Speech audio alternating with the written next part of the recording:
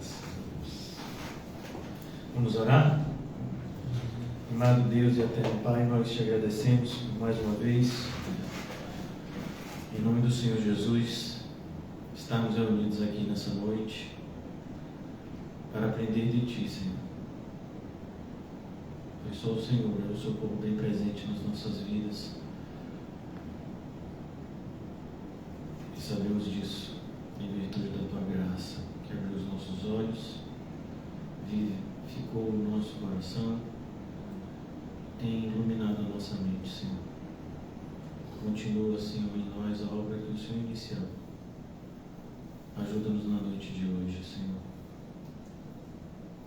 a sermos edificados e santificados na Tua bendita palavra.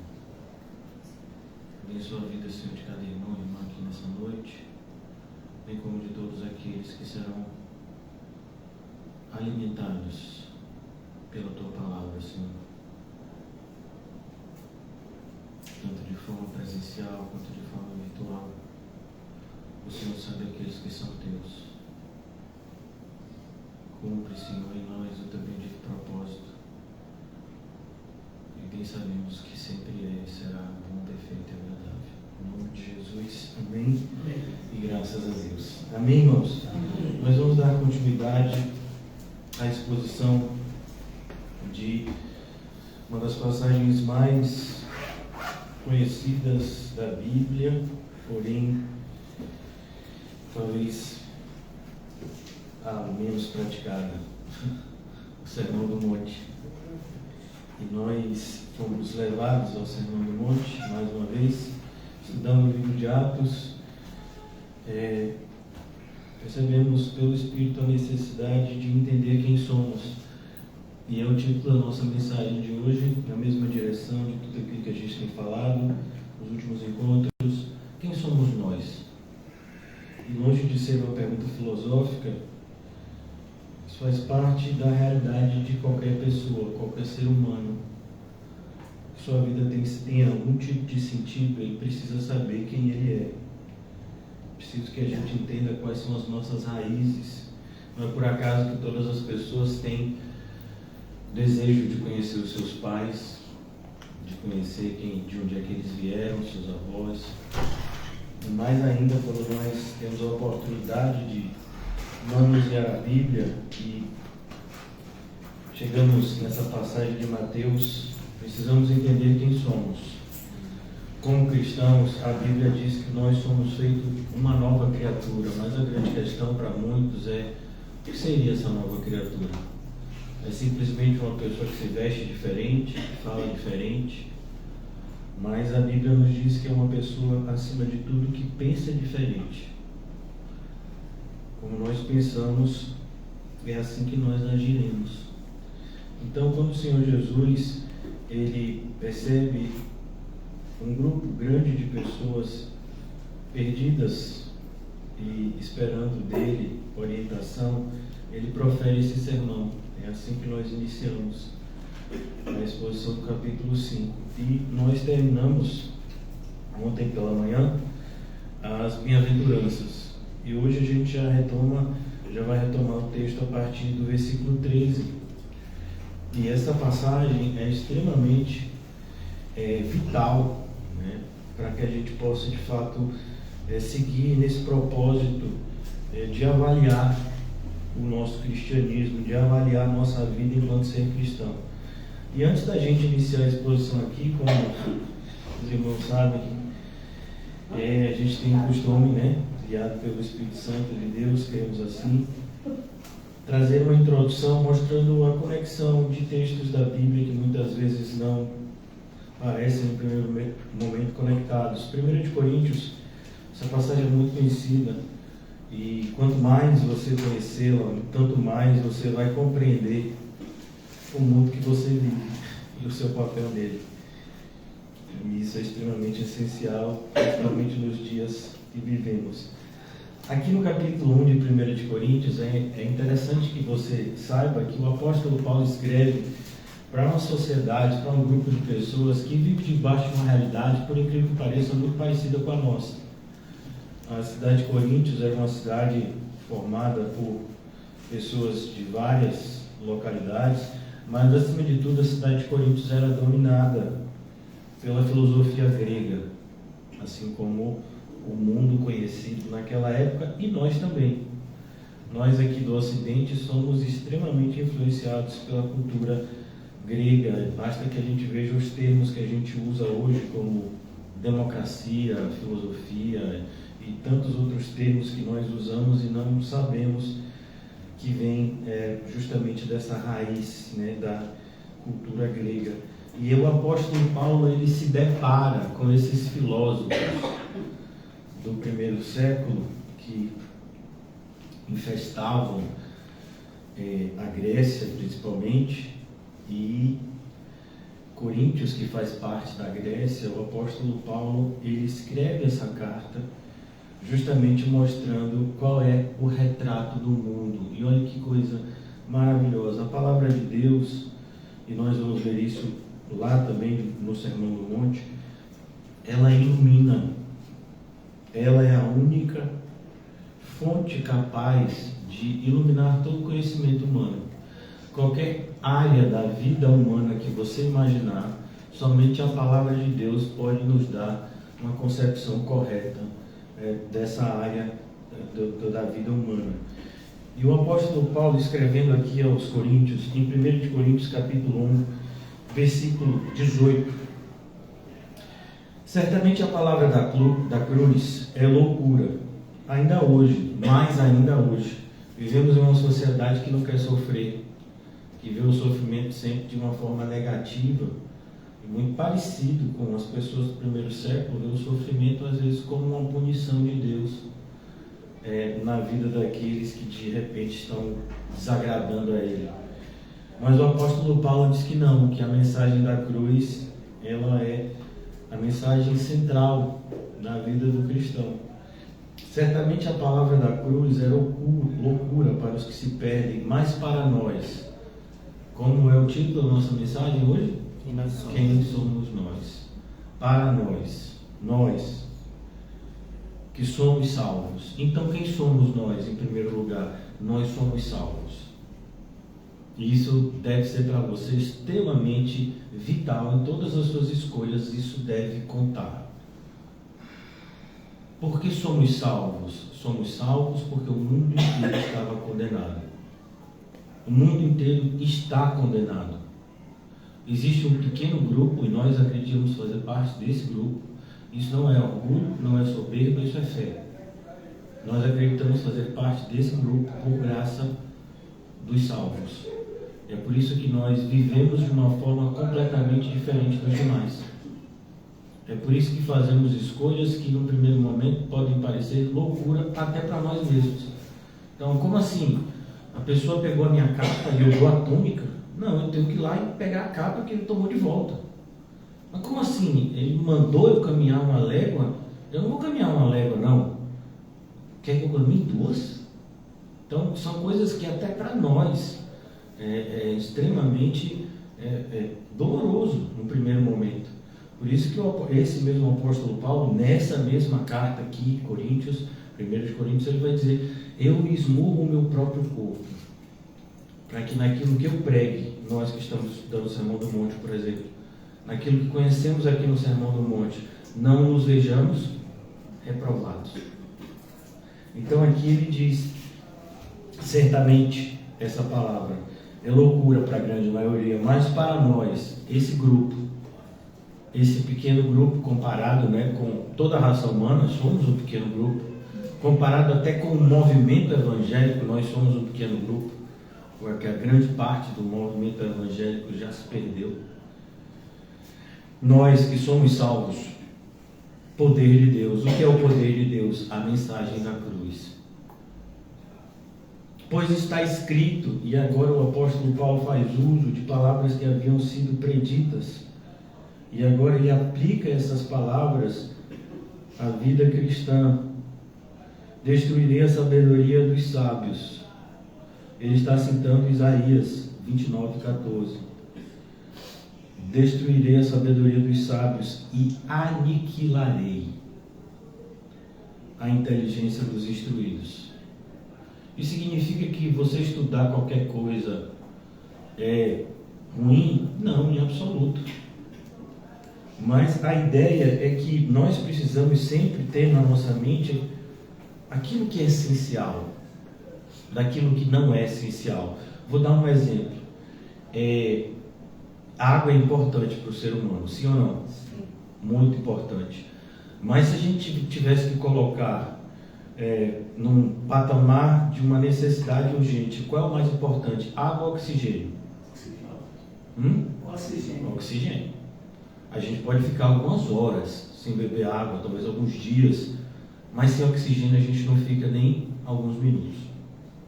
Então perceba, é isso que é entender o que é o cristianismo. O cristianismo é aquilo que é essencial. Então eu não posso jamais colocar o que é essencial em segundo plano. E uma vez que aquilo que é essencial está no devido lugar na minha vida, as demais coisas, elas vão ser realocadas, elas vão acontecer naturalmente. Por isso que essa passagem que o irmão Paulo citou, as demais coisas vos serão acrescentadas. E a ideia de acrescentadas é que quando nós colocamos a nossa vida, entre aspas, nos trilhos, ele vai andar. Mas se não estiver, nada vai fazer sentido. Então aqui ele diz no versículo 20, onde está o sábio? E é uma provocação. Por quê? Porque o apóstolo Paulo está onde? Na Grécia, onde lá os filósofos sempre disputaram quem é o mais sábio, quem é que está mais certo. É de lá que a gente conhece essa questão, as escolas filosóficas, né? Então as pessoas têm, eu acho que o mais importante da vida é isso, eu acho que o mais importante da vida é aquilo, e eles sempre discutindo a respeito disso. O apóstolo Paulo, inclusive, quando ele chegou em Atenas, ele se deparou com duas correntes filosóficas que brigavam entre si, que eram os estoicos e os epicureus, né? Isso está lá em Atos. Eram correntes filosóficas que existem até hoje, né? E que defendem determinado ponto de vista em relação à vida. Onde está o sábio? E aqui ele agora faz uma provocação ao próprio povo judeu. Onde está o escriba? Quem é o escriba? O doutor da lei. Aquele que por copiar a lei se familiarizava com ela. E ele então era procurado pelas demais pessoas quando se tinha algum tipo de dúvida em relação à lei judaica. Onde o inquiridor deste século, e a gente já sabe quem é que ele está falando aqui, quem é o acusador? É ele mesmo. Porventura não tornou Deus louca a sabedoria do mundo? E a ideia de louca a sabedoria do mundo é nos mostrar, e para nós hoje, no século XXI, talvez se torne até mais fácil. Então a gente olha para o que as pessoas buscam em 2023? Dinheiro. Sim, para quê? Nem elas sabem.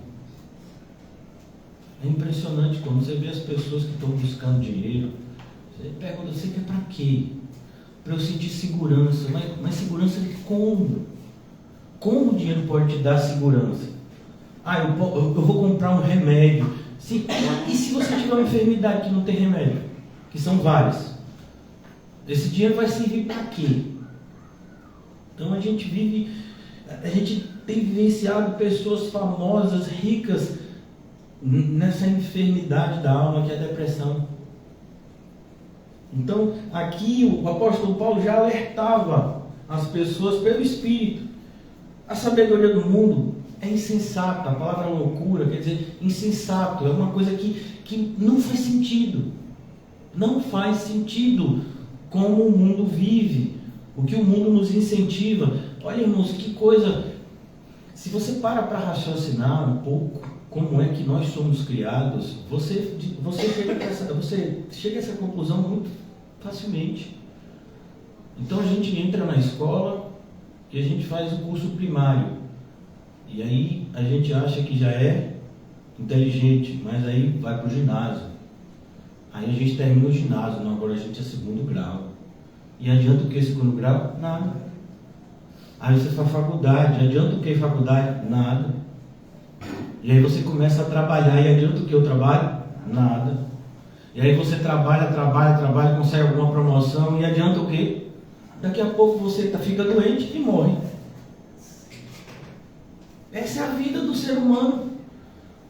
99% das pessoas que você viu hoje, no ônibus, no trabalho, em casa, na sua rua, elas pensam exatamente assim, elas nem sabem por que elas estão botando a roupa indo para o trabalho. Você pergunta, você está indo para o trabalho? Ah não, porque eu tenho que pagar as contas. Sim, a vida é isso. Não é só para pagar as contas que você está fazendo isso. Então, é exatamente chamando a atenção disso que o apóstolo Paulo escreve. O Senhor Jesus vai falar sobre isso no Sermão do Monte também. Os ímpios é que buscam essas coisas. Nós já tivemos a nossa mente esclarecida, iluminada. Então ele fala, versículo 21, visto como na sabedoria de Deus. E o que é a sabedoria de Deus? A sua revelação específica, a sua palavra. Então, Deus ele se revela de maneira geral pela criação. Então, o ser humano olha as estrelas, o ser humano olha a complexidade do universo, a complexidade, inclusive, do próprio ser humano, enquanto organismo. Ele vê, tem que existir um Criador. E apesar dessa sabedoria que Deus revela, o mundo não conheceu por sua própria sabedoria. Então a gente prega a palavra de Deus e o mundo não aceita. Não, eu não aceito que seja dessa forma. E você aceita que é como? Não, eu aceito que o universo explodiu e a gente é obra do acaso. Então, tudo bem. Ou então eu aceito que foi Zeus que fez a gente. Sei lá, né? São tantas as teorias. E aqui ele diz, aprove a Deus. Então Deus providenciou, é isso que é o verbo aqui. Deus providenciou uma forma de se revelar. Aprove a Deus salvar os que creem. Então ele providenciou uma forma de salvar as pessoas, sendo que as pessoas só poderiam ser salvas pelo conhecimento da palavra. Então ele teve que providenciar uma forma das pessoas, por meio da palavra, serem salvos. Aprove a Deus, salvar os que creem pela loucura da pregação. Então é sempre assim, você ouve a pregação pela primeira vez, você diz, a pessoa é maluca. De repente começa a fazer sentido. Por quê? Porque Deus está mudando você de dentro para fora. Mas no primeiro momento é loucura. Como assim? O que essa pessoa está dizendo? Eu mesmo, antes de ser alcançado pela graça de Deus, eu tinha raiva e medo de crente. Eu ficava meio indeciso. Será que eu tenho raiva ou medo? Eu acho que eu tenho os dois, né? E até que de repente eu disse, rapaz, eu acho que eu sou mais crente do que as pessoas que falavam de Jesus para mim. Essa transformação é o próprio Senhor que providencia no coração dos seus. Versículo 22. Porque tanto os judeus, e veja como aqui o apóstolo Paulo nivela esses dois grupos que aparecem divididos no Antigo Testamento. Então, no Antigo Testamento você vê essa divisão, até no começo do Novo Testamento, em Atos, né? A gente vê essa divisão, os judeus e os gentios. Quem são os gentios? Todo mundo que não é judeu necessariamente é gentio. Então, do ponto de vista do Antigo Testamento, você tem dois grupos de pessoas, o judeu e o resto do mundo, que são os gentios. Então o apóstolo Paulo, com essa visão, ele traz o que está escrito aqui. Tanto os judeus pedem sinais, e os judeus eles se vinculam aos sinais, até por meio de como Deus se revelou para eles. Deus fez sinais, mas como uma testificação daquilo que ele falava. Mas o que as pessoas fazem? Elas rejeitam o que Deus fala e ficam só com os sinais. Ainda hoje é assim. Então as pessoas vão para a igreja, muitas igrejas, principalmente as pentecostais e não pentecostais, as pessoas até carregam a Bíblia, mas elas querem que alguém ensine para elas a Bíblia? Não, elas querem sentir o choquinho, elas querem que alguém revele, veja que chorou essa noite, mas o tempo de cantar chegou, né? Então as pessoas querem ouvir esse tipo de coisa, sinais, né? Até hoje você percebe essa subdivisão entre o grupo daqueles que se dizem religiosos.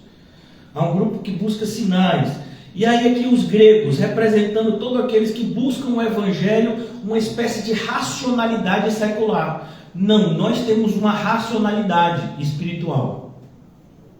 mas até a nossa razão ela é espiritual. Por quê? Porque se a gente for usar da lógica humana para entender a revelação de Deus, ela vai parecer sem sentido. Então aqui, porque tanto os judeus pedem sinais, como os gregos buscam sabedoria. Então os religiosos é assim. Tem gente que quer que você explique. Não, por que isso? Aí você explica. A pessoa diz, eu entendi, mas ela não muda. Então, como assim, pastor? Você explica para a pessoa o plano de salvação de Deus. De maneira simples. Essa semana alguém me perguntou, pastor, como é que eu faço para evangelizar uma pessoa às vezes assim que nunca conheceu o evangelho? Assim, tem várias formas de fazer isso, mas uma forma assim, extremamente bíblica é você apresentar a cosmovisão cristã, que seria a criação, a queda, a redenção e a consumação. E a gente tem vários textos que trazem esses 4 elementos, né? O próprio Isaías 53, que foi evangelizado, traz essa concepção, né? Criação, queda, redenção e consumação. Então, quando você apresenta esse tipo de realidade, a pessoa diz, não, eu entendo. Mas aí você olha para a pessoa não muda a vida. Continua mentindo, continua com uma mentalidade ímpia. Ela compreendeu o plano de salvação de Deus, mas ela não foi salva. Porque não é algo meramente intelectual, como eu disse a vocês, é uma racionalidade que vem do espírito e não do intelecto. Então Deus ele não rouba os nossos neurônios, mas agora até os nossos neurônios eles estão energizados, por assim dizer, pelo Espírito Santo. Que o Espírito Santo, quando ele entra na nossa vida, ele toma todo o nosso ser. Não só um aspecto da nossa vida, mas todo o nosso ser agora, ele tem a influência do Espírito Santo, inclusive o nosso intelecto, né? Por isso que o Senhor Jesus, ele vai além. No Antigo Testamento, se você for até o Antigo Testamento, a expressão que os judeus até hoje chamam de Shema, né? Ouve, ó Israel, o Senhor nosso Deus é o único Deus, o texto que Jesus usa para dizer qual é o mais importante dos mandamentos. Mas Jesus acrescenta algo. Ouve, ó Israel, o Senhor nosso Deus é o único Deus. Por isso amarás o Senhor teu Deus de todo o coração, alma e força. O Antigo Testamento vai só até aí. Mas Jesus acrescenta, e de todo também o seu entendimento. Por que Jesus acrescentou entendimento? Porque o véu foi rasgado. Porque aquilo que era a sombra dos bens vindouros, a luz foi colocada e nós podemos ver. Então você quer ver Deus? Como é que você vê Deus? Você olha para Jesus Cristo, que é Deus. Como Filipe pergunta, Senhor Jesus, mostra-nos o Pai. Jesus diz, Filipe, agora? Como você está pedindo para eu te mostrar o Pai? Eu e o Pai somos um. Você tem visto o Pai por meio de mim. Então aqui ele diz, aprove ao Senhor salvar os que creem pela loucura da pregação, porque tanto os judeus buscam sinais, como os gregos buscam sabedoria. Mas nós, quem somos nós? Olha nós de novo aqui. Amém. Mas nós pregamos a Cristo crucificado. Imagine hoje no movimento evangélico, Cristo crucificado é um escândalo.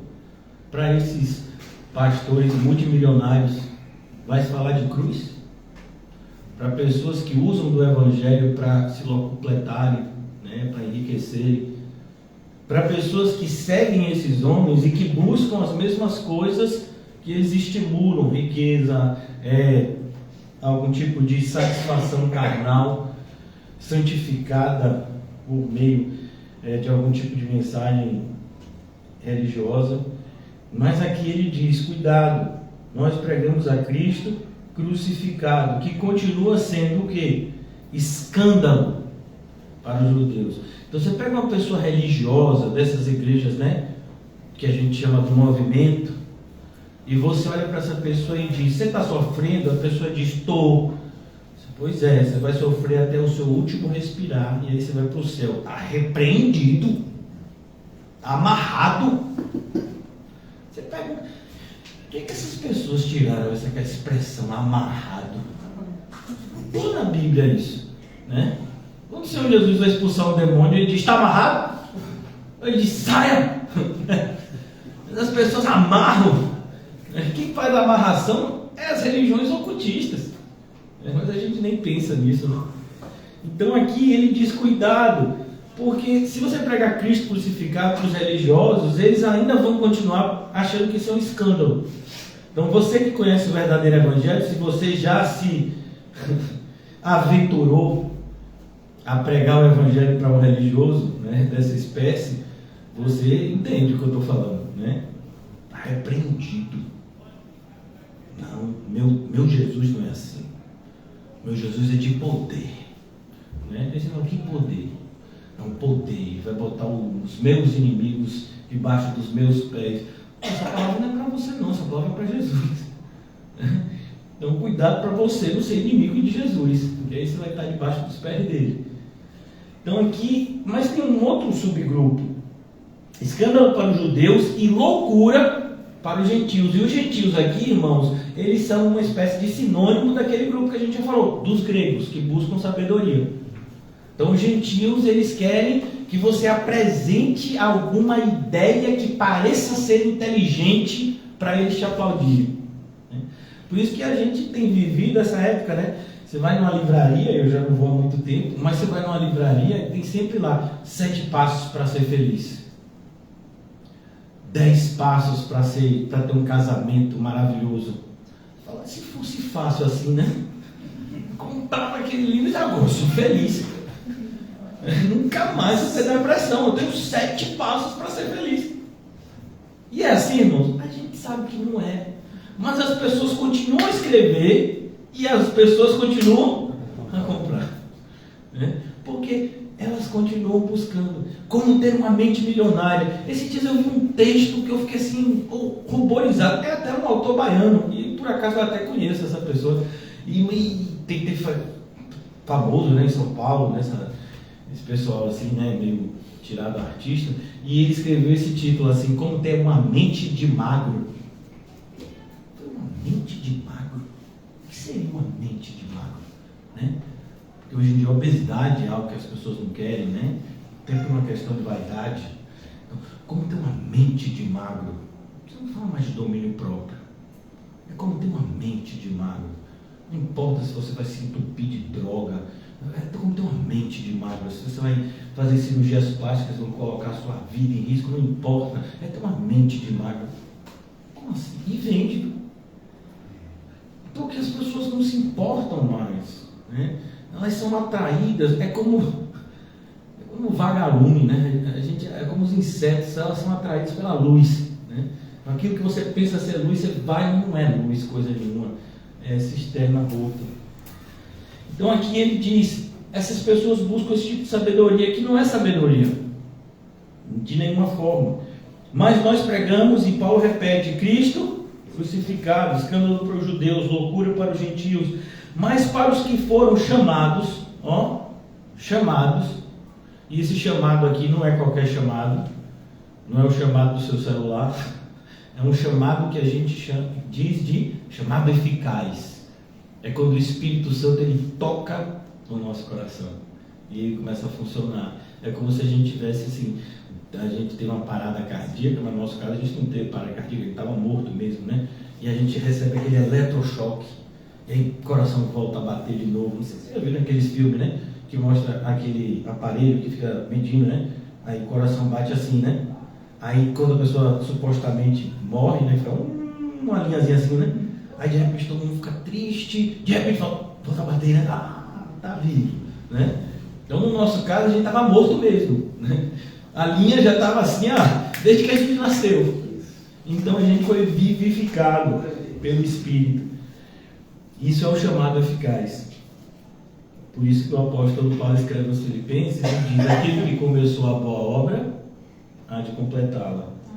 Tanto judeus como gregos, pregamos a Cristo, poder de Deus e sabedoria de Deus. Mas olha que coisa interessante, hoje em dia você dizer que você é cristão, principalmente se você defender as verdades cristocêntricas, as pessoas vão olhar para você como se você fosse uma pessoa desprovida de cérebro ou de intelecto, né? Porque acreditar que Cristo, até acreditar que Cristo existiu, para algumas pessoas parece até, né? Que Cristo virou para muitos, né, uma espécie de mito. Então quando a gente defende, né, o ponto de vista cristão. Uma vez uma pessoa perguntou para mim, mas você acredita nesse negócio de Adão e Eva? Eu falei, lógico, por que não? É claro que isso não existia. Vem cá, essa pessoa acreditava no evolucionismo, né? Eu falei, você acredita que o mundo veio do nada? E eu disse para essa pessoa, você precisa de mais fé do que eu. Porque acreditar que o nada formou alguma coisa, até para você devia ser ilógico, você diz que é inteligente. Então eu não, eu sei que eu não sou tão inteligente assim, né? Então, mas eu acredito que Deus me encontrou, né? Estava perdido e foi achado. Mas os que foram chamados, tanto judeus como gregos, pregamos a Cristo, poder de Deus e sabedoria de Deus. Versículo 25, porque a loucura de Deus, e a ideia aqui do apóstolo Paulo, é como se ele estivesse falando uma linguagem, né, hiperbólica, né? Ele está usando uma linguagem assim, para chamar a atenção das pessoas, né? Falando de extremos. Por quê? Porque Deus não tem loucura, Deus não tem parte nenhuma que seja insensata, mas é uma comparação que ele faz. Porque ainda que Deus tivesse algum tipo de insensatez, ela seria mais sábia do que qualquer sabedoria de homens. E a fraqueza de Deus, então se Deus tivesse alguma fraqueza, ainda seria mais forte do que todos os homens juntos tentando ir contra ele. Então aqui é importante que a gente entenda isso. E eu quero agora, em 1 Coríntios ainda, né? Agora no capítulo 2, versículo 6. Entretanto, e aqui essa parte é muito importante para que você entenda o Sermão do Monte. Por quê? Porque quando a gente estuda o Sermão do Monte, as pessoas cometem o equívoco de pensar que a gente está falando de apenas valores éticos, né, morais. Então, não roube. Então, a pessoa, por exemplo, os irmãos imaginar que você tem um filho, uma filha, ou você tem algum ente querido, irmão, sei lá, e alguém que você gosta, e essa pessoa não quer nada com Cristo, e essa pessoa de repente trata mal os pais, aí vai você, que é uma pessoa extremamente, né, conhecedora da Bíblia, para não dizer o contrário, e diz, não faça isso com o seu pai, ou com o seu pai e sua mãe, esse é o primeiro mandamento com promessa. Mas vem cá, essa promessa é para o ímpio? Quer dizer que se o ímpio tratar bem o pai e a mãe dele, Deus perdoou todos os demais pecados? Claro que não, irmãos. Então quando a gente olha para o Sermão do Monte, é preciso entender que ali é para a gente. Então, você pega, por exemplo, uma pessoa que tem uma mentalidade espírita. Aí está vendo? Tem que juntar tesouro para outra vida. Então, eu vou fazer um monte de obras, entre aspas, de caridade, né? Porque até a palavra caridade, ela tem vários significados em relação à sua etimologia. Mas tem que ajudar o próximo. Sim. Não pega o Sermão do Monte para justificar o seu ponto de vista, porque ali é para crente. A gente vai ver isso na passagem, por isso que eu estou fazendo essa introdução aqui, porque tem uma passagem que é o que a gente vai ler daqui a pouco, que Jesus diz, vocês são a luz do mundo. Percebe? É um grupo específico. Só os crentes podem trazer luz para esse mundo que está em trevas. E a luz não são essas obras supostas, de supostas caridades. Não, a luz é conhecimento.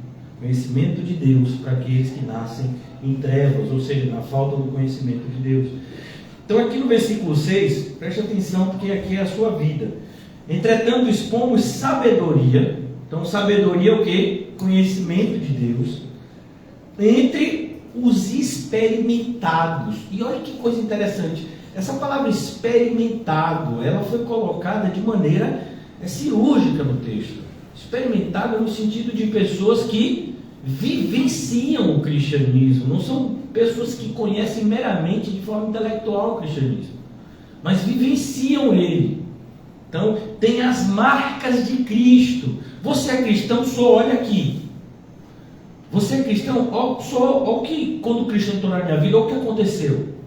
Então, é isso que é experimentado. Pessoas que vivem Cristo e que podem evidenciar Cristo por meio da transformação que Cristo ocasionou na vida delas quando de fato ele entrou. Um exemplo para a gente entender. Paulo, quem era Saulo de Tarso?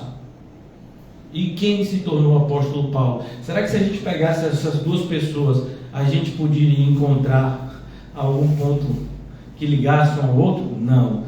O apóstolo Paulo era totalmente diferente de Saulo de Tarso, embora fossem a mesma pessoa. Mas quando o Senhor Jesus entrou, houve uma mudança total na vida dele. Então, essa é a ideia de experimentados. Não é a pessoa que diz, eu sou crente, acredite em mim. Não.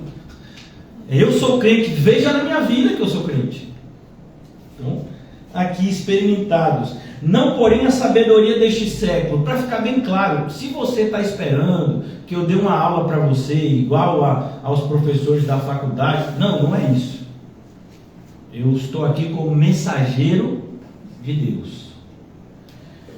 Nem o dos poderosos desta época. Por quê? Porque as pessoas querem o quê? Que você facilite a vida deles. Às vezes a gente fica pensando assim, os políticos, a culpa da gente estar assim hoje é dos políticos. Mas quem vota nos políticos? Quem é? Quem colocou eles lá onde eles estão? E por que colocou? Porque arranjou um emprego para fulano. Porque quando teve um aniversário, ele foi lá e pagou a carne. Porque eu pedi para botar a luz na rua, botou. Então, porque você busca os poderosos quando o quê? Quando você precisa de uma forcinha. Então as pessoas querem isso na gente, que é crente. Quer dizer que você tem moral com Deus, né? Estou precisando de uma forcinha. Aí Paulo diz, não busque isso em mim não. Porque não tem forcinha comigo. Não busque esse tipo de forcinha, eu posso orar. Mas a minha oração é sempre em prol da salvação da sua alma. E não no benefício do seu corpo. Porque esse problema que a gente tem hoje, que de repente parece para nós o maior de todos os problemas, se ele for solucionado, vai vir outro, que talvez aparente ser maior ainda, né? Então, cuidado quando você coloca Jesus nessa situação. Venha para Jesus que ele vai solucionar todos os seus problemas. Mas a Bíblia é mais ou menos o contrário. Venha para Jesus e sua vida vai ter um monte de problema por causa da palavra de Deus. Mas vai consolar você, vai ser bênção, né? Mas não venha com essa visão de que Jesus é aquele que facilita a sua vida, porque ele não vai facilitar a sua vida nem a mim. Ele é um servo sofredor. Então ele nos convida a esse caminho maravilhoso do sofrimento. Parece até algo paradoxo, né? Maravilhoso, sofrimento.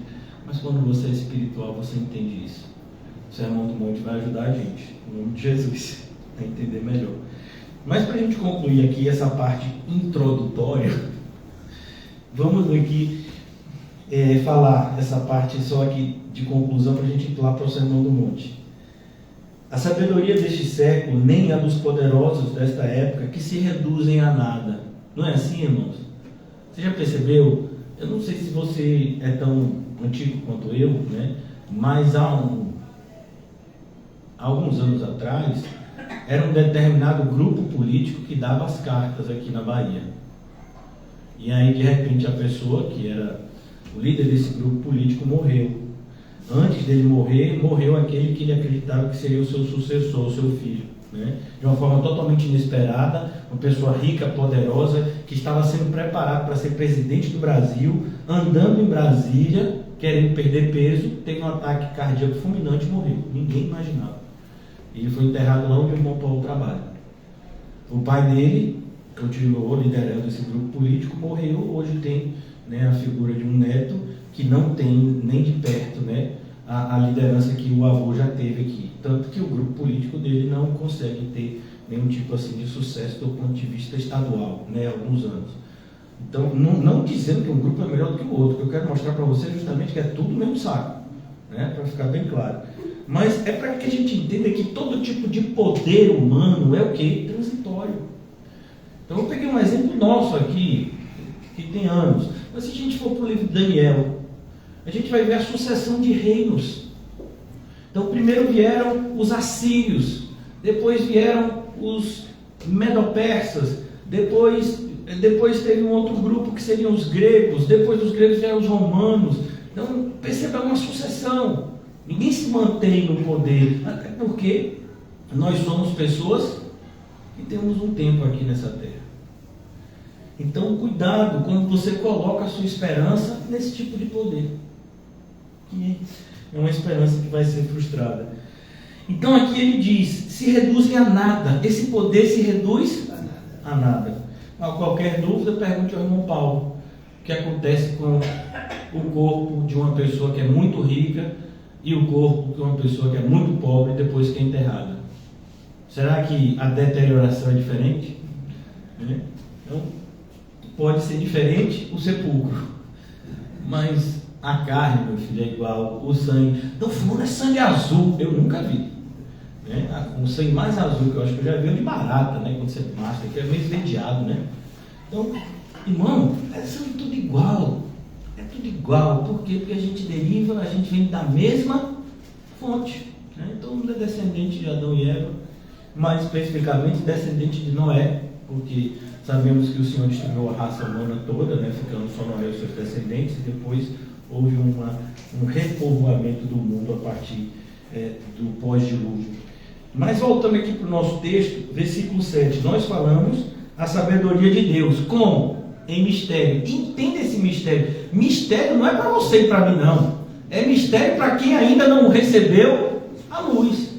Por isso que eu estou dizendo, quando você prega o Sermão do Monte, para quem não é regenerado, a pessoa só tem uma forma de absorver aquele conhecimento, olhando para aquilo como uma utopia ou como valores morais que a gente deve buscar atingir, mas não como características de uma vida transformada, que é o que de fato a gente deve olhar para aquele texto. Então, aqui ele diz, outrora oculta. Então, outro momento estava oculto, mas Jesus veio. Mais uma vez a referência, e o véu se rasgou, não está mais oculto. O qual Deus pré-ordenou. Deus fez o quê? Pré-ordenou. Por isso que quando as pessoas não têm ordem nem decência, elas têm muito problema com a Bíblia, porque a Bíblia é toda pré-ordenada. Então tudo está organizado. Desde a eternidade para a nossa glória, para a nossa... Aí você pode ficar até soberbo, Cuidado, que aí ele bota o espinho na cara. A nossa glória é no entendimento de que a glória de Cristo, ela também é nossa, porque nós somos o quê? Corpo de Cristo. Olha o que nós somos. Quem somos nós? O corpo de Cristo. Então temos várias respostas que são a mesma resposta, dessa pergunta. Sabedoria essa que nenhum dos poderosos deste século conheceu. Porque se a tivessem conhecido, jamais teriam crucificado o Senhor da glória. Mas como está escrito, nem olhos viram, nem ouvidos ouviram, nem jamais penetrou em coração humano o que Deus tem preparado para aqueles que o amam. E o que é que Deus tem preparado para aqueles que o amam? Lá na salvação. A salvação por meio de Jesus Cristo, que é a boa notícia. Glória a Deus. Então, voltando agora, eu tenho só alguns minutos que tem a live. Fala mais, Jesus. Mas voltando agora para o Sermão do Monte, por isso que você pode entender essas bem-aventuranças e pode procurá-las em você e em mim, porque nós fomos regenerados. Por isso que Deus projetou, olhos nunca viram, ouvidos nunca ouviram, o que? Essa transformação que Deus prometeu na sua vida e na minha. Eu vou te dar um novo coração, não está escrito lá em Ezequiel? Eu vou colocar uma nova forma de pensar em você. Eu vou colocar do meu espírito dele. Mas como assim o Espírito de Deus dentro de mim, que sou uma criatura tão limitada? Pois é, ele pode fazer isso. Como? Não sei. Se eu soubesse, eu não estava aqui, provavelmente já estava lá. Esse tipo de conhecimento a gente não sabe. O que a gente sabe é que ele faz. O que é impossível para a gente é possível para Deus. Então é possível para Deus colocar do seu Espírito em nós, o seu Espírito infinito em criaturas como nós. Ele pode fazer isso? Pode, tanto pode que fez, Mas como ele fez? Aí eu já não sei, Aí eu só experimento e isso já é maravilhoso. Então aqui no versículo 13, e esse é o que a gente vai falar hoje, vós sois o sal da terra. Então, se você tivesse que ter uma resposta específica de quem você é, eu já falei algumas, mas aqui de acordo com esse texto de Mateus 5,13, você é o sal da terra. E por que Jesus usa essa analogia do sal em relação a nós que somos cristãos? Mais especificamente, nós somos a igreja de Cristo, o seu corpo aqui na terra, os seus mensageiros, aqueles que têm o dever e também o privilégio de propagar a sua mensagem de salvação. Então aqui ele diz, vocês são o sal da terra. E do ponto de vista da escrita aqui, neotestamentária, ser sal da terra tem duas características essenciais. Naquela época não tinha geladeira, como vocês sabem. Então como é que você fazia para que um alimento não se deteriorasse? Você salgava. Hoje a gente tem até hoje a carne de sol, né? Que a carne de sol deveria ser chamada carne de sal. Você pega a carne de sal, e aí aquela carne ela pode ficar mais tempo sem estragar. Lá no interior de meu pai, Chique, o pessoal fazia isso com peixe. Eu acho que ainda continua fazendo, né? Então, aqui o sal da terra. Mas qual é o outro benefício do sal? Ele tempera o alimento. Então, toda vez que você vai fazer uma refeição, difícil a gente encontrar uma refeição hoje em dia que a gente não use sal, né? Até quando a gente vai fazer bolo, né, que é doce, usa um pouquinho de sal. É isso mesmo ou estou errado? Quem sabe fazer bolo aqui? Ali, Paulinho já falou, é isso mesmo, né? Então já deu a nota, que é assim mesmo. É conhecedor de comida, né? Da arte da culinária. Então, fico tranquilo. Eu mesmo não sei, né?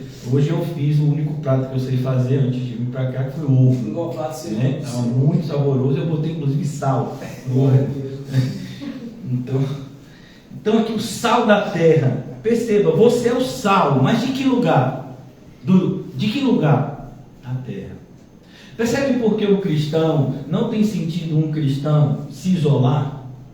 Eu falei essa semana, né, passada, não tem sentido o cristão dizer, eu vou viver numa ilha isolada onde só cristãos como eu estejam. Não, nossa mesa, como é que a gente vai cumprir o ID? Como é que a gente vai apressar a volta do Senhor? Então, o grande desafio do cristão, e está aqui no sal, é a gente conservar os atributos do sal, influenciando o meio que nós estamos inseridos, sem permitir que nós sejamos influenciados por ele. Então, esse é o grande desafio, é a gente andar no mundo sem amar o mundo. O tempo todo. Por isso que a carreira, quando o autor da carta aos Hebreus diz, eu e você, a gente está correndo. E o pecado está nos assediando. O pecado está tentando roubar sabe, as características do sal da gente. E a gente está correndo. E aonde a gente corre, cai um pouquinho de sal. E a gente vai salvando o ambiente que a gente está. Assim como a luz, que vai vir também logo depois. E essa forma aí é a forma do evangelismo, né? Não só o evangelismo, porque o evangelismo no sentido de você pregar o evangelho e mostrar Cristo, mas no sentido também de você testemunhar a sua própria conversão. Porque a manifestação do poder de Deus é isso. É uma pessoa olhar e dizer, eu conhecia Paulo, agora eu conheço o irmão Paulo. E eles são pessoas diferentes. Às vezes a incredulidade pode fazer com que a pessoa diga, eu não sei o que aconteceu com Paulo, mas eu sei que ele está diferente. Porque antes eu andava com ele e ele agia assim, assim, assim. Agora eu passei uma semana com ele e eu posso dizer que ele vive outra vida. Ele é outra pessoa, mas é o mesmo corpo. Então o ímpio, até o ímpio chega nessa constatação. Então é isso essa é a manifestação do grande poder de Deus. É quando você é um sal. Então onde você está, mesmo que as pessoas sejam incrédulas naquele lugar, mesmo que elas não se convertam naquele lugar, mas elas olharão para você e verão em você uma diferença entre você e elas. Então esse é o sal. Então quando vocês que comem, né, muito ou pouco, sabe a diferença de uma comida bem temperada e uma comida sem sal, sabe? Positivo. Um feijão sem sal é o mesmo sabor de um feijão bem temperado? Não. Sim ou não? Não. Não? É por isso que o pessoal não gosta de comida de dieta. Porque assim, esse livro assim, tem uma mente de magro. Vai comer esse negócio ali. Mente de magro. Então, é o sal. Você é o sal. Mas tem aqui, mas se o sal vier a ser insípido, o que é o sal insípido? É o sal que não tem mais sabor. E isso pode acontecer, né? tem várias explicações, inclusive diz que naquela região acontecia muito isso, né? Como ele restaurar o sabor? Tem uma maneira da gente voltar a salgar o sal? Não. Então o que se fazia? Usava o sal para tapar os buracos da rua. Por isso que Jesus usa essa analogia. Para nada mais presta senão para lançar por fora, ser pisado pelos homens. Então os ouvintes de Jesus entendem o que ele está falando. Porque o sal era usado como tapa-buraco. Talvez a gente não entenda, porque na nossa geração a gente tem asfalto, né? Então quando vai tapar o buraco, ou a gente usa terra, ou a gente usa asfalto. Mas na época do Senhor, quando você tapava um buraco, muitas vezes você usava o sal para nivelar, para evitar, né, que o buraco se abrisse de novo. Então aquele sal que perdia o sabor, que não podia ser usado mais como o sal deve ser usado. Então ele era usado como um tapa-buraco. E o que as pessoas fazem com a rua? Elas andam sobre ela. Então é isso que o Paulo vai dizer, inclusive na carta que a gente leu, 1 de Coríntios. Ele vai dizer: se você e eu esperarmos de Cristo somente nessa vida, o que acontece? A gente vai viver a vida mais miserável. E o que é uma vida miserável do ponto de vista do que Paulo está falando? É a pessoa que se sente rejeitada pelo mundo por conta da própria mensagem cristã, mas ao mesmo tempo não se sente amada por Cristo. Então é esse estado de miserabilidade da alma. A pessoa pode ter até condições financeiras, mas é um estado de miserabilidade da alma, porque a pessoa não se sente amada por ninguém, nem pelo mundo, nem por Cristo. Porque ele acha que se Cristo amasse a ele ou a ela, trataria de maneira diferente. Por isso que Satanás se encarrega tanto de tentar nos convencer que Deus não nos ama, né? De tentar, de alguma forma, mostrar que o nosso sofrimento é em virtude de uma raiva de Deus por conta do comportamento nosso, e não o amor disciplinador de um pai que ama. Mesmo se Deus estiver nos corrigindo, isso não é raiva, isso é amor, porque Ele só corrige a quem Ele ama. Olha o cuidado de Deus de mostrar isso na sua palavra, na carta aos Hebreus. Você está se sentindo corrigido, né? Dói, né, meu filho? Dói. O Senhor está chateado comigo, Deus, porque eu fiz bobagem. Eu me arrependi, mas eu sei que eu fiz bobagem. Pois é, meu filho, eu te amo e eu vou te corrigir. Não é eu te odeio e vou te colocar de castigo. Não. Nós que somos pais, damos o que para os nossos filhos? Bons presentes, mesmo a gente sendo mal. Quanto mais, Deus que é bom. Então quando Deus corrige o seu filho, é sempre com amor. E assim, tem um livro que para mim é muito especial, porque eu me encontro muito nesse livro, que é o livro de Jonas. E a maneira como Deus fala com Jonas é tão linda, irmãos. E Jonas está dizendo para Deus: eu não queria vir para cá, tá vendo?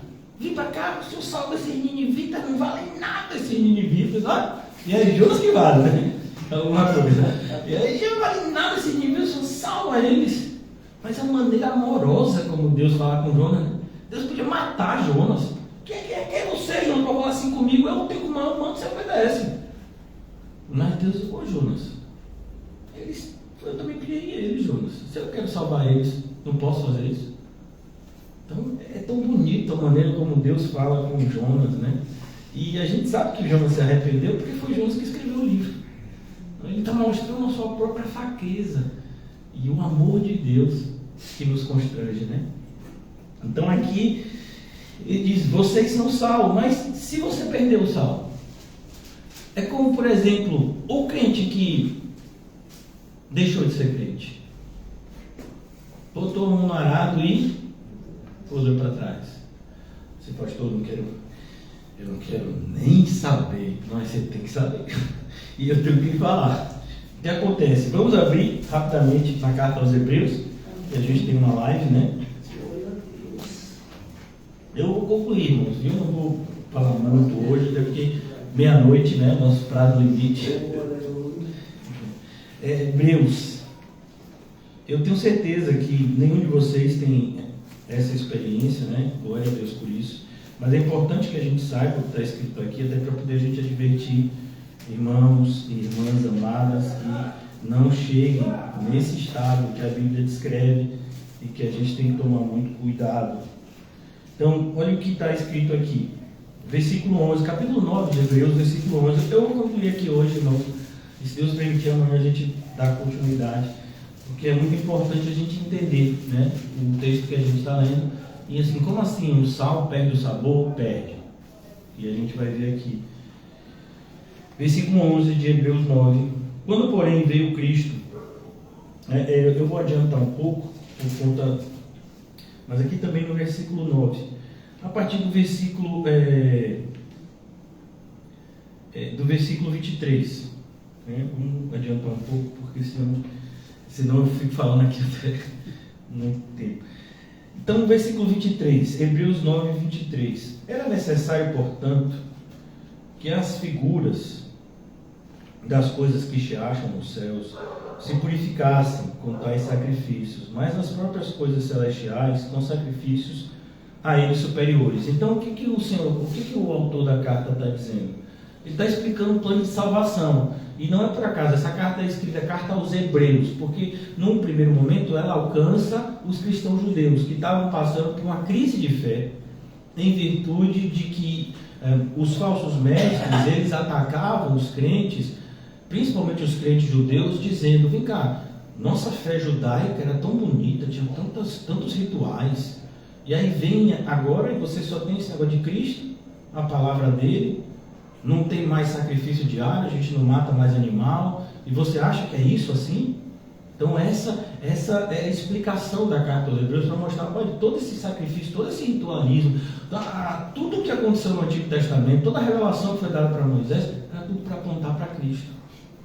Por isso que precisava de um tabernáculo, por isso que precisava de cortina, por isso que precisava de um propiciatório, por isso que precisava aspergir sangue no povo, por isso que precisava de um sacrifício de um carneiro, de um sacrifício de uma ovelha, por isso que precisava de um bode que levasse o pecado do povo para o deserto e não trouxesse mais de volta. Todas essas figuras, elas apontavam para Cristo, para a obra que ele viria cumprir de uma vez por todas.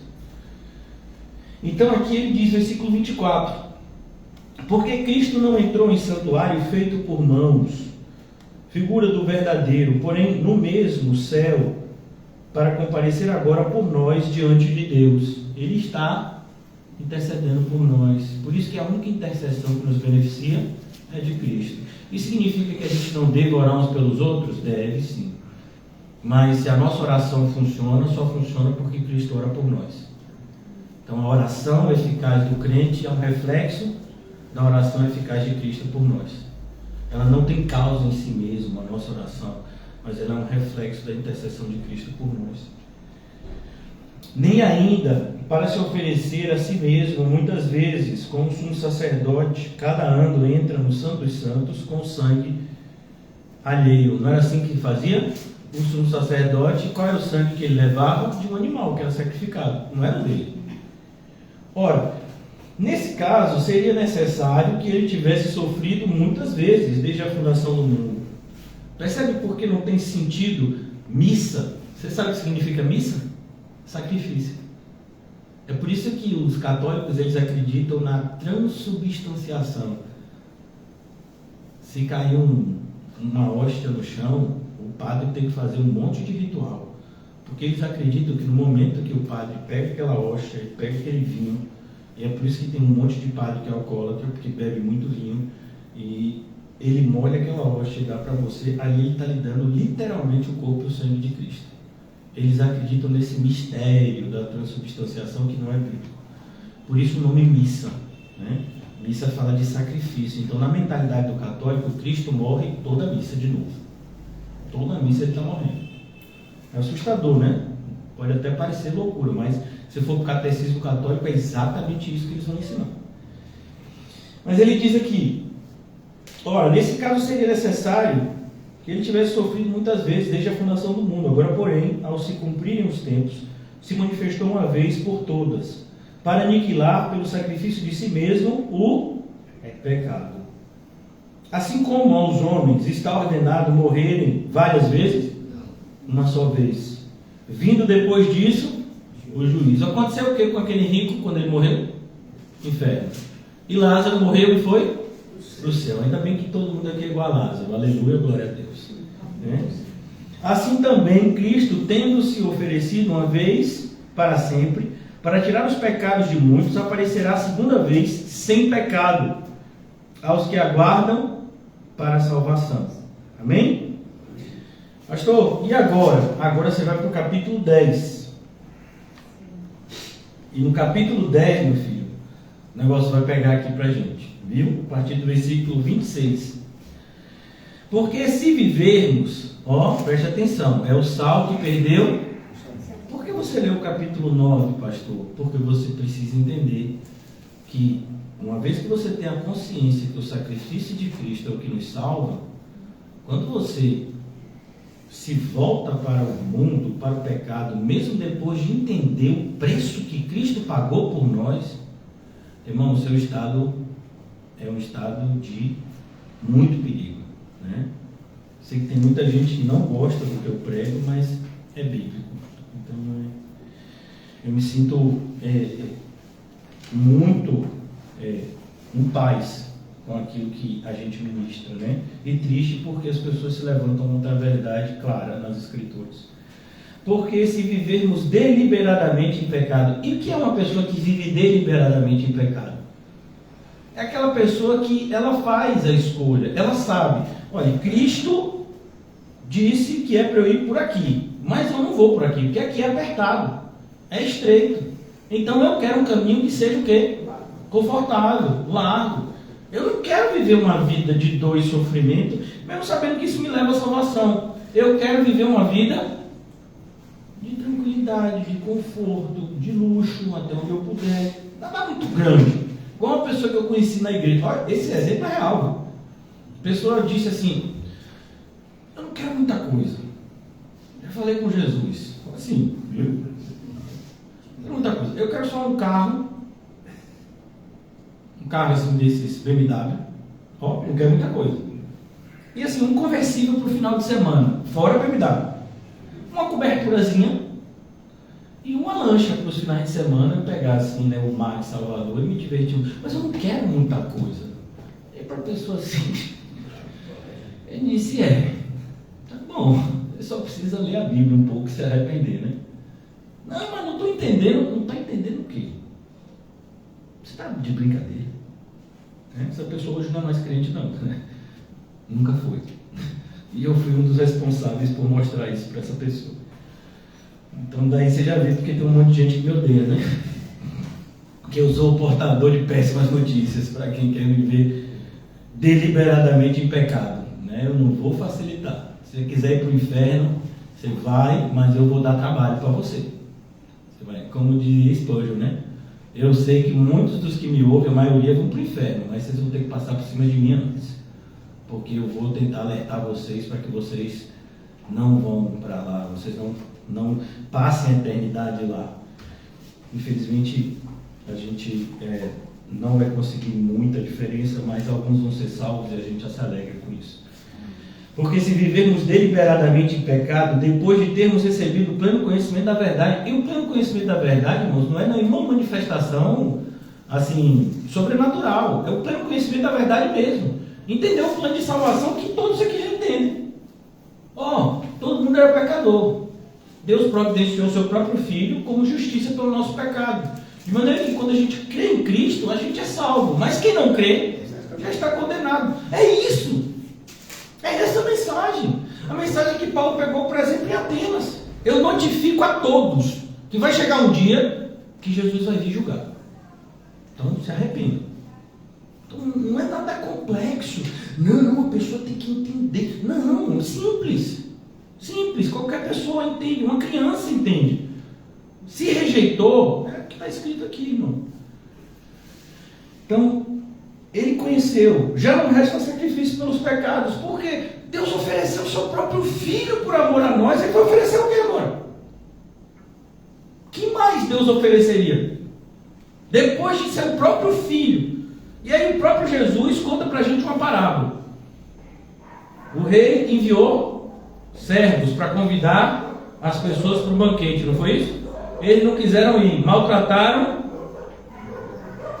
mataram. Depois ele fez o quê?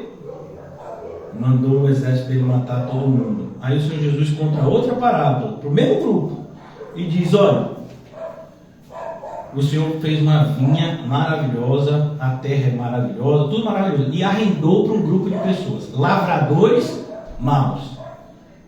E aí ele mandou no final do tempo: ó, agora vocês me pagam. Não é um contrato de arrendamento? Aí eles disseram: não vou pagar não. Aí matou outro, e depois matou outro. Todo mundo que ia lá cobrar, eles matavam. Até que o Senhor disse: eu enviarei meu próprio filho. Porque é meu filho, eles vão respeitar. Mas o que foi que eles fizeram com o filho? Mataram também. Aí Jesus disse: o que você acha que fará o Senhor da vinha com esses que mandaram matar os seus filhos? Matará eles e dará a vinha a outros. Ele disse isso para os judeus que ficaram com ódio dele. Por que ficaram com ódio? Porque não entenderam? Porque entenderam tanto que sabia que estava falando deles. Percebe? Então quando a gente está pregando para esse grupo de pessoas aqui, que não são vocês, nem eu, em nome de Jesus, essas pessoas ficam com raiva porque sabem que é deles que está falando.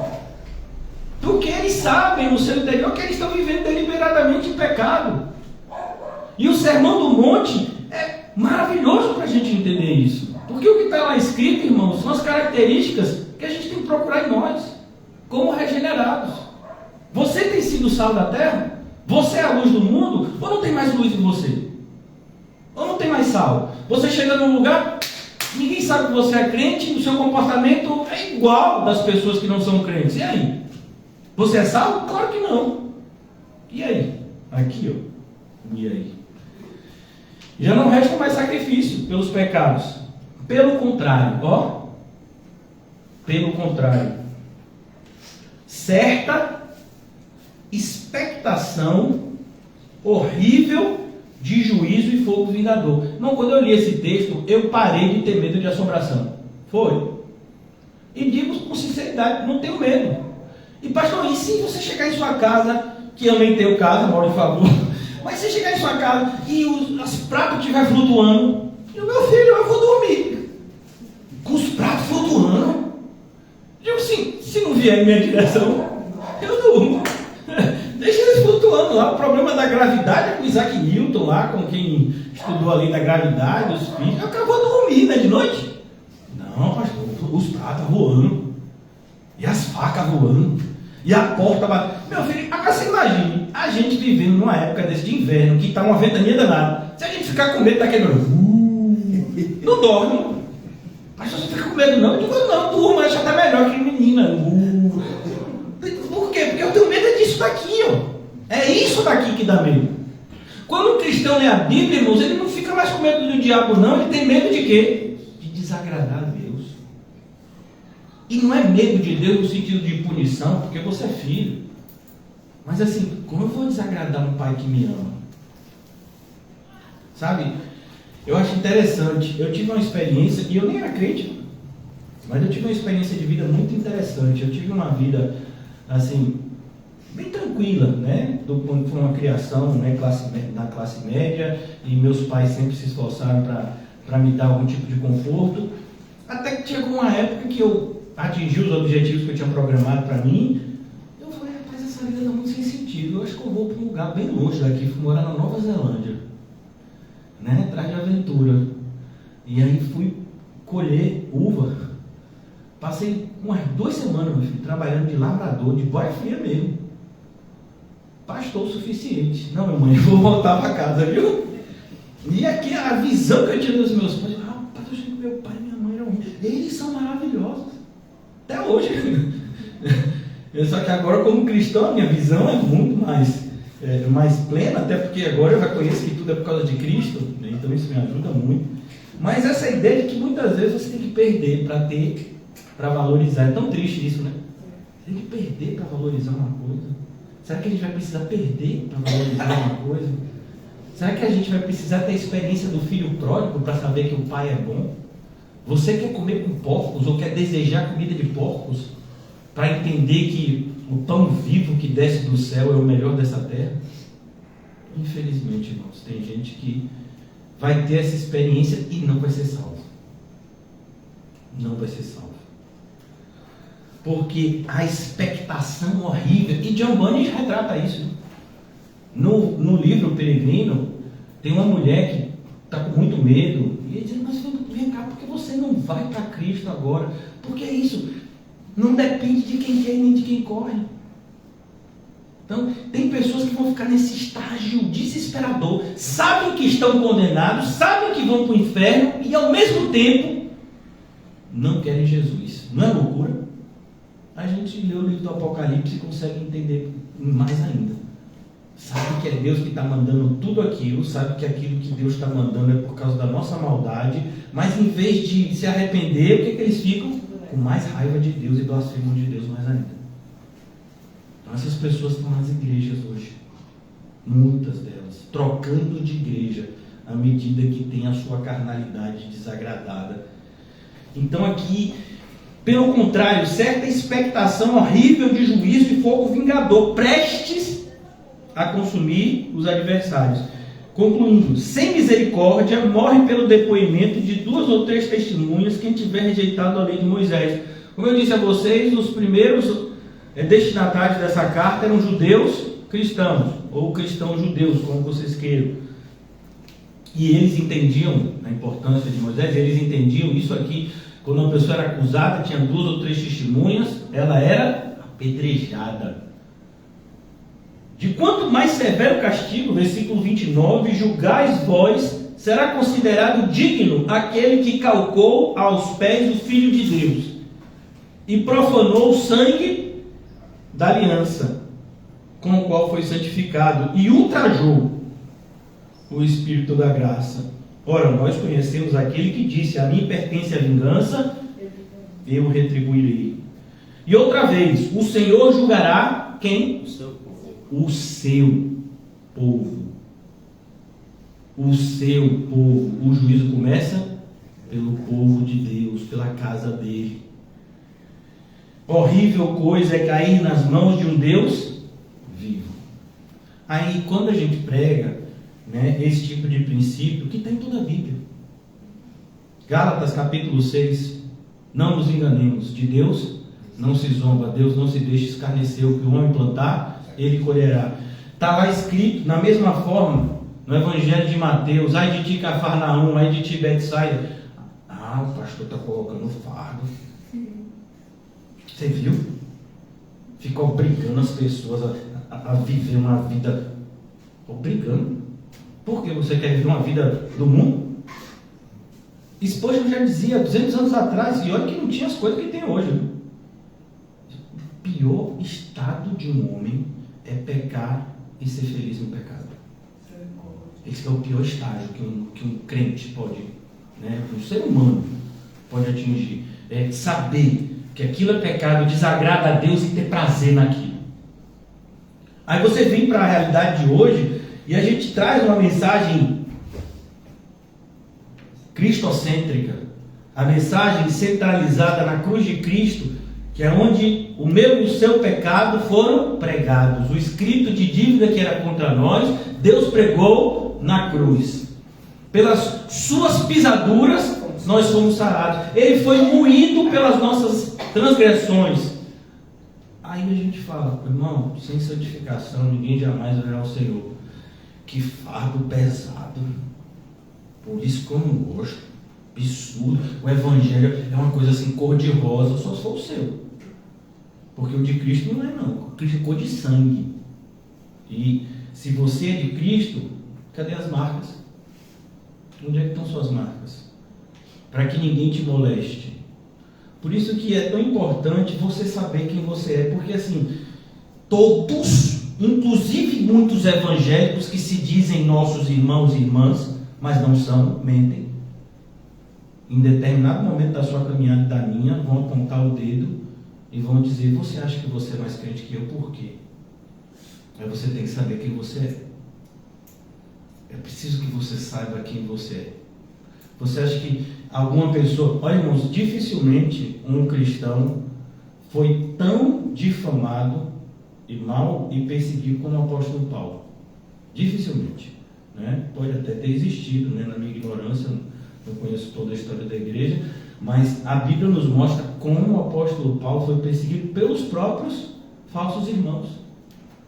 Mas a diferença é: eu sei em quem tenho crido, eu sei o que ele fez comigo. Então é preciso que você saiba quem você é à luz da palavra de Deus. Por quê? Porque as pessoas vão te criticar, as pessoas vão apontar o dedo para você, e se elas estiverem certas, arrependa-se e seja santificado. Mas se elas estiverem erradas, como você vai reconhecer isso? Então é preciso que o cristão entenda. É por isso que a palavra de Deus diz que a característica sua e minha, como obreiro aprovado, é uma só: é manusear bem a palavra de Deus, porque é a palavra de Deus que revela o que está dentro da gente. É a palavra de Deus que vai dizer se os seus pensamentos, os meus pensamentos, elas estão nivelados com os pensamentos de Cristo, ou se nós estamos inclinados ainda para as coisas do mundo. É a palavra de Deus que vai dizer o que tem dominado o meu coração. Porque, irmãos, não vai faltar servos das trevas, inclusive servos das trevas disfarçados de ministros de justiça, para tentar de alguma forma persuadir a gente a abandonar um caminho correto e de repente para um caminho mais tranquilo. E a gente precisa ter essa convicção. E a fé fala disso. Fé fala de convicção, certeza de coisas que a gente não vê, mas a gente sabe que são assim, e a gente espera nelas. E quem tem fé não tem essa expectação de juízo vindouro, pelo contrário. A fé nos faz ver as promessas do Senhor que estão logo ali. Ainda um pouquinho de tempo, está nesse mesmo livro de Hebreus.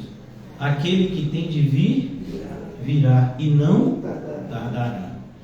Então, que a nossa vida, irmãos, não seja uma expectação do juízo, mas uma esperança de que o nosso Salvador está logo ali para nos buscar. Os irmãos vão louvar, né? Amém? Cheios do Espírito Santo, com cânticos espirituais. E agora que o pessoal começa a assistir. O pastor mergulha.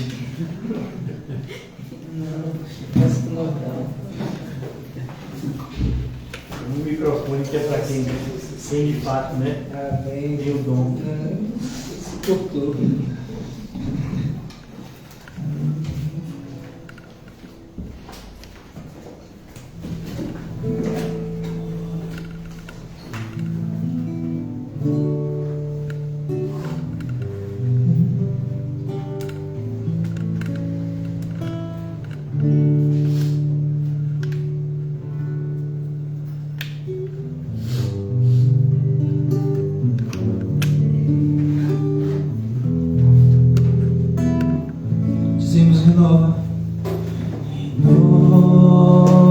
Renova-me, Senhor, Senhor, Jesus.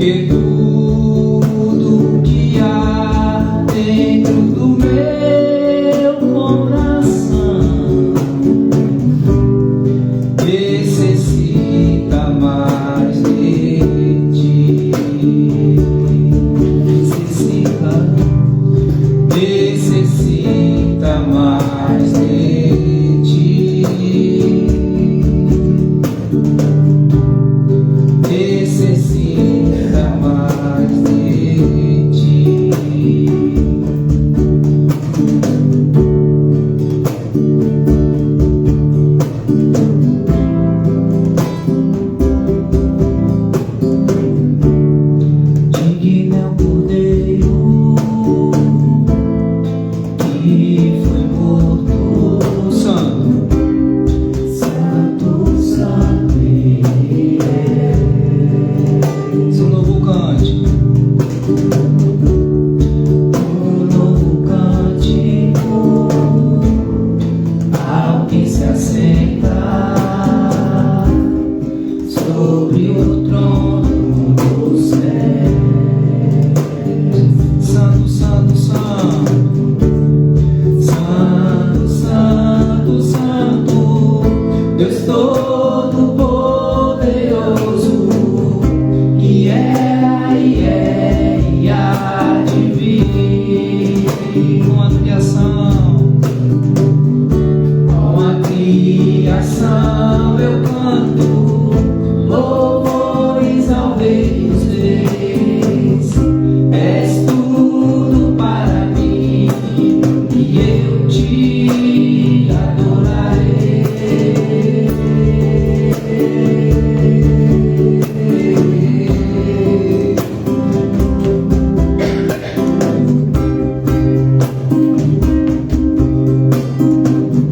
Estás vestido, estás vestido com arco-íris, som de trovões, luzes, relâmpagos, louvores, honra e glória, louvores, honra e glória, força e poder para sempre, ao único Rei eternamente. É o nosso Senhor, Ele é santo. Santo, Santo, Santo, Deus Todo-Poderoso, que era e é e há de vir. Com a criação eu canto louvores ao Rei dos Reis. És tudo para mim e eu te adorarei.